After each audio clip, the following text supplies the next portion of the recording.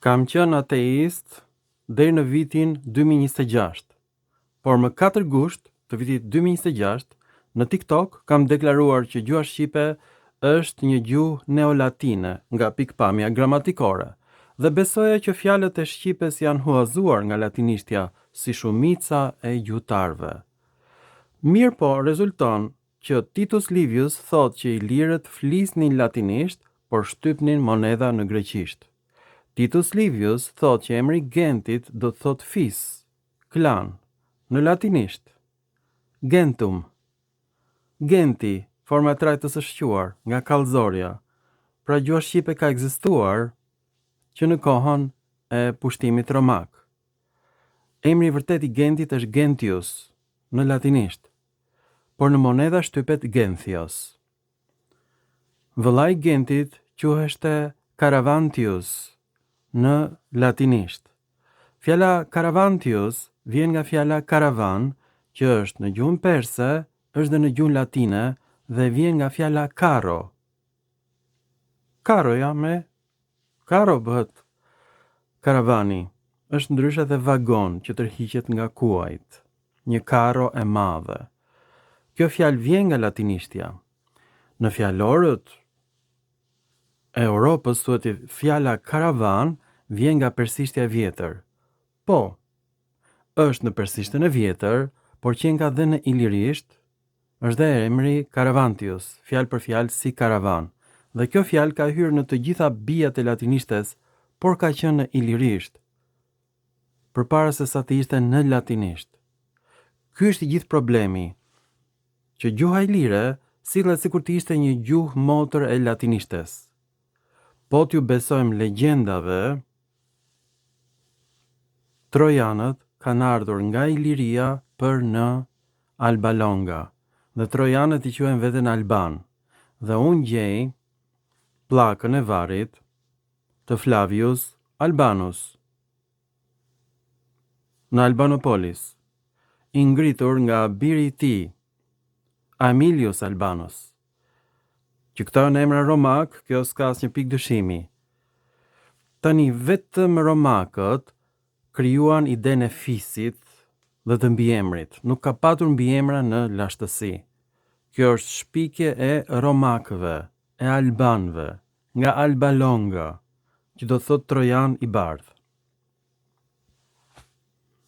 Pra Caravantius, Gentius janë primordiale dhe janë helenizuar në Genthios, dialektin e Korinthit, në monedha. Pse do thoni ju? Sepse Lisos vërtet ishte koloni helene, Dyrachion ishte koloni helene, Aulon koloni helene dhe Apollonia koloni helene. Por jo në kuptimi që grekët erdhën dhe na pushtuan, por u punësuan nga aristokracia ilire. Një lloj siç u punësuan nga aristokracia romake. Pra vërtet ilirët flisnin edhe latinisht, edhe greqisht. Atëherë ne i paskmi nënvlefsuar gjyshrit tanë. Pra njeriu bëhet nën pushtimet e shumta më pak i mençur. Ilirët pas kanë qenë shumë të mençur. Po është e sigurt kjo? Titus Livius thot që të gjitha emrat ilir janë romak dhe shqiptohen si në gjuhën romake. Emrat e lumenjve janë në gjuhën motër të Romës, ilirishtja. Pra, ilirishtja është një gjuhë italike. E sigurt është nëna e shqipes, por vetëm monedhat shtypeshin në greqisht dhe emrat e varreve bëheshin në greqisht, për shkak se besimi pagan ka qenë një lloj si besimi ortodoks. Ka qenë besim grek. Zotat ishin greke. Në qoftë se ti do shkoje në botën tjetër dhe do takoje atje Zeusin, ai fliste greqisht për ilirët.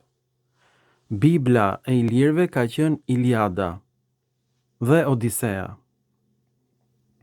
Këta dy libra kanë qenë si Bibla, dhjata e vjetër Iliada, dhjata e re Odisea, me një ndryshim kohor prej 400 vjetësh. Është më e vjetër Iliada. dhe trajtohej si libër i shenjtë, dhe nga e diun këtë, nga mbishkrimet hitite, shumë të ngjashme me këngët e Iliadës, recitoheshin në festivale pagane. Pra besimi pagan ka ekzistuar gjithmonë, si varroseshin të vdekurit, si mendoni ju? Pra, Shqipëria ka mbledhur 224.000 pllaka varesh në greqisht, dhe këto pllaka varesh ishin në greqisht edhe për ilirët, edhe për ushtarët romak. Është përdorur greqishtja gjithë kohës deri në shekullin e 6 të erës sonë. Pra ne përpaksa nuk humbëm Shqipërinë, nga që nuk e vlerësonim brezin e mëparshëm të ilirëve që dinin dhe latinisht edhe greqisht. Përse na habit në kjo? Çdo shqiptar flet jo vetëm italisht dhe greqisht në mënyrë perfekte, por dhe anglisht dhe gjermanisht, 4 gjuhë huaja. Pra, përse ilirët mund mos flisnin 2 gjuhë huaja dhe ne kemi të drejtë flasim 4? Ç'është kjo zgjuarësi e shqiptarëve? Më kuptoni ku dua të dal? Ju falenderit për vëmendjen dhe mirupafshim në filma të tjerë epokal.